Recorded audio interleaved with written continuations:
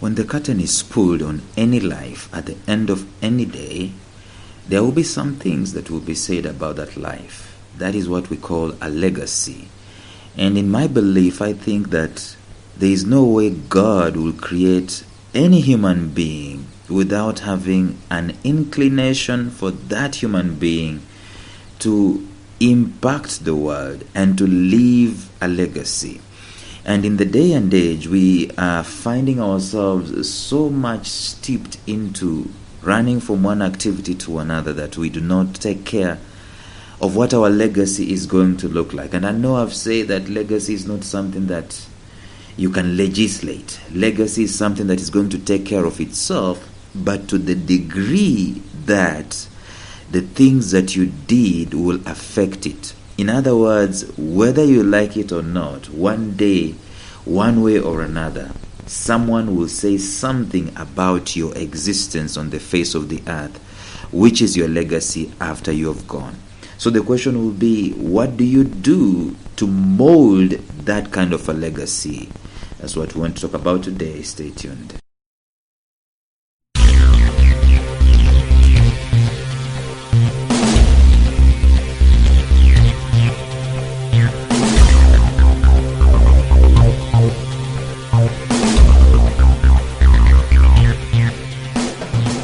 Welcome to the Life Signatures podcast with Lawrence Namale. Lawrence is a life coach, author, and keynote speaker who loves to tackle different topics on purpose, productivity, and resilience. His mission in life is to awaken all your boundless possibilities available in you. Life Signatures podcast is dedicated to bring to reality every single person who knows that deep down in their gut, there's got to be more to life than this. And now, here is your host, Lawrence Namale.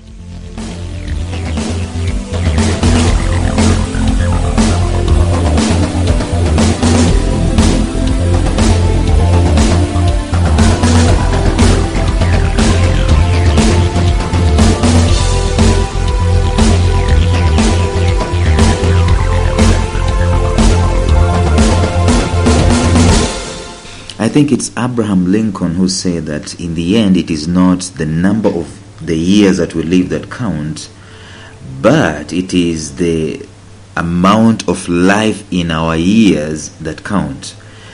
Very many guys died at an early age, but we still speak about them. If you look at Burkina Faso, there's a guy called Thomas Sankara who died, actually was killed at a very early age, but we still talk about him, and that's a legacy.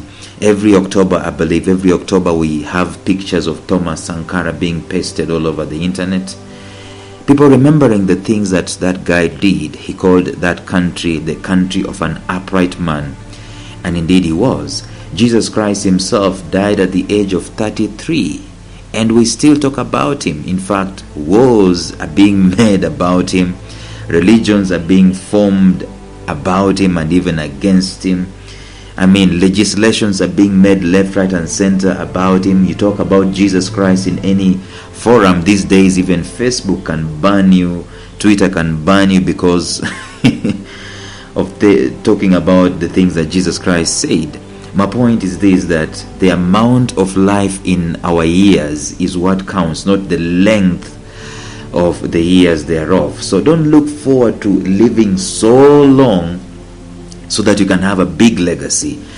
But you see, if you're going to have the amount of the years in your life that count, the amount of life in your years that count, there are some things that have to be in place so that your legacy can be something to write home about. Now, let me just recap a little bit.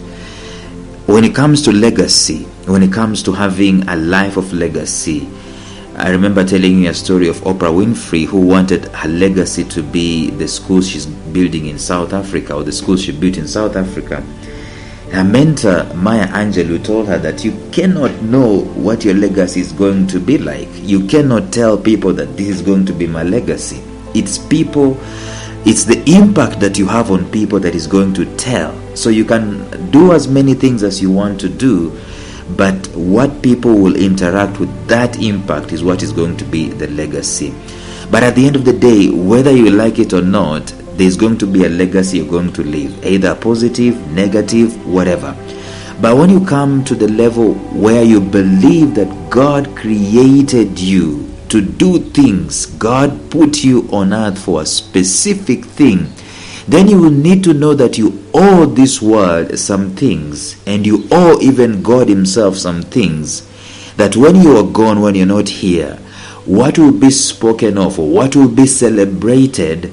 There's this saying that some people bring happiness whenever they go, and some bring happiness wherever they go.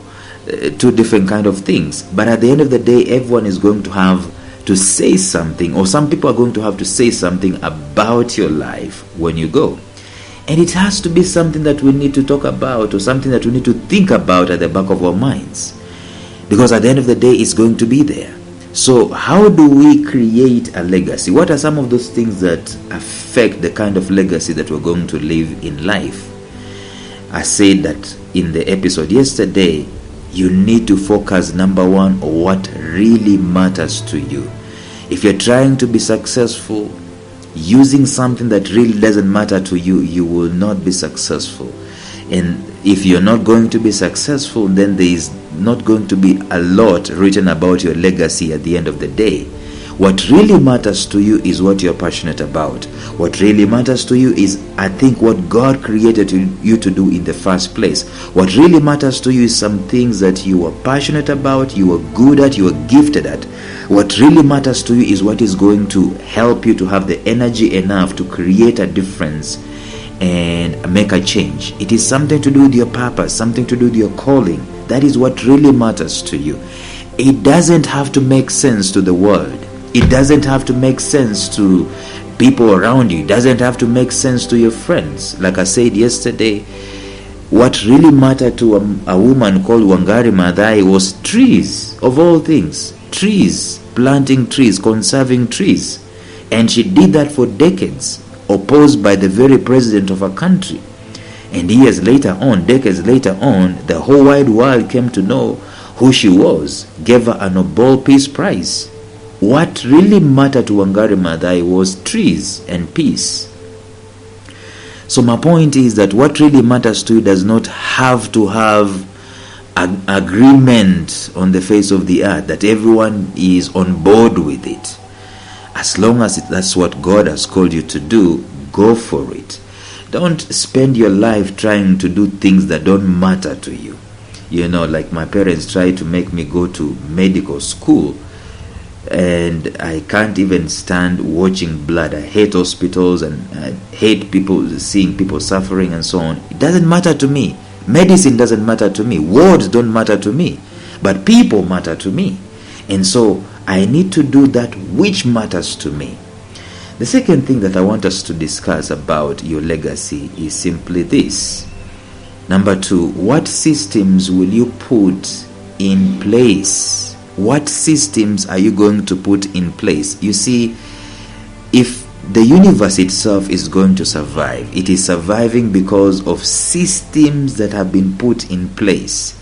The sun rises from the east, it sets in the west. Every waking day, the pattern doesn't change. The moon rotates around the earth every 29 days. Without fail, the pattern doesn't change. The earth rotates around the sun every 360 or so days. Every time, the pattern never changes. The day the pattern changes, that's the day the world comes to an end. That is what we call a system. And so the analogy can also happen in our lives, where we have systems, predictable systems that we put in place that dictate or determine what we do on a daily basis in terms of our productivity. If something matters to you, like we said in the podcast yesterday, what are you going to do to bring that thing that matters to you to productivity?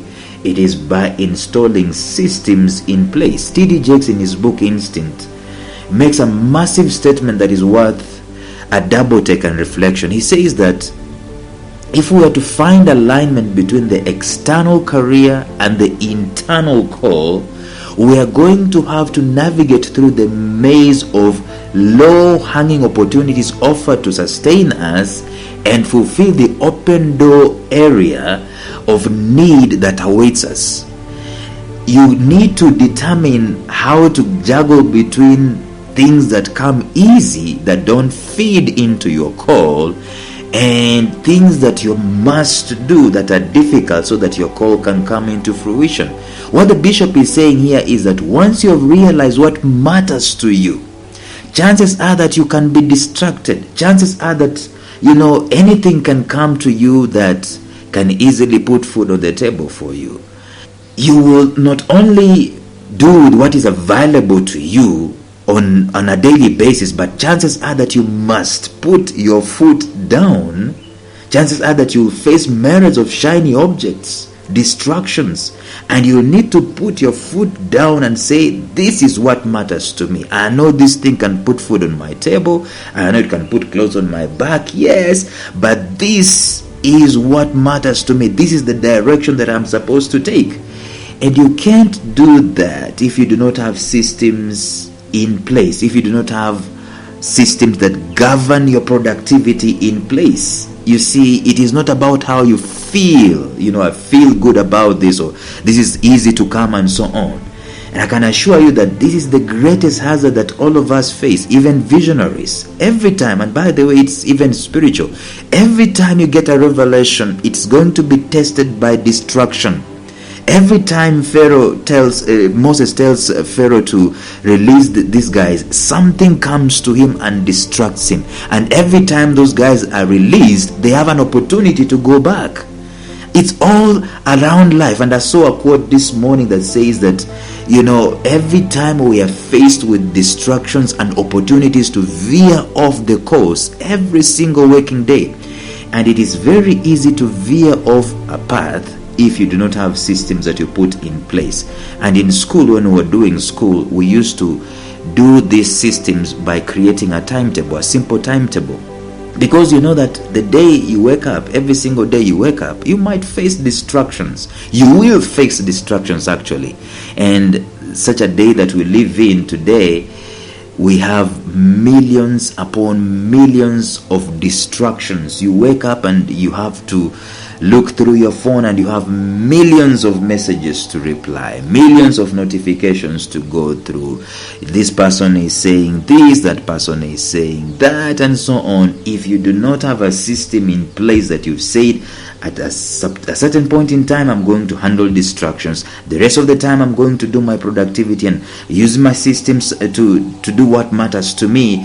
You find yourself tossed around, like the Bible says, with every wind of doctrine. You are not like a tree planted. You are not you're not anchored, because you do not have a system. And if you do not have a system, and if anything goes, you find that 80 years has passed, 70 years has passed. There is absolutely nothing noteworthy that you've done with what matters to you in life. And at the end of the day, there is no legacy to write home about. You go back to God, He asks you, what did you do? You have absolutely no answer to that question, because you do not have systems to legislate what matters to you. The way out of this is to sit down and create a system. Sit down and create a system through which you can start bringing out the best of what matters to you. And this system should be cognizant of the fact that it is going to take a lot of time. It is going to take a lot of sweat. It's going to take a lot of tears. It's going to take a lot of discomfort to build what matters to you. This gospel of preaching ease and coziness, it's not going to fly. Jesus Christ himself says, foxes have places to put their heads, but the Son of Man doesn't. That means that he was working and not even resting. He was following a system. He said, I must preach to the other places. I must do this. I must do this. He said, get behind me, Satan. He had a system that he was following. He was on a particular schedule that he was following. There was urgency in that system. There was timing in that system, and so on. Without a system, you will get lost in the maze that T.D. Jakes is talking about. The maze that life gives you. The low hanging fruits here and there that life gives you, the distractions that life gives you every working day. So if you wanted to live a life of legacy, don't worry about what people are going to think about. Create a system today that you can follow through, because a legacy is not built at once. A legacy is built daily. Even when you're doing things that are seemingly so minuscule, they don't mean anything to anyone today, those little things are contributing towards a life of legacy that you're going to have later on. That's what I wanted to share today, but in the episode tomorrow, we're going to talk about something else. But until then, create a system and follow through with that system. Bye-bye.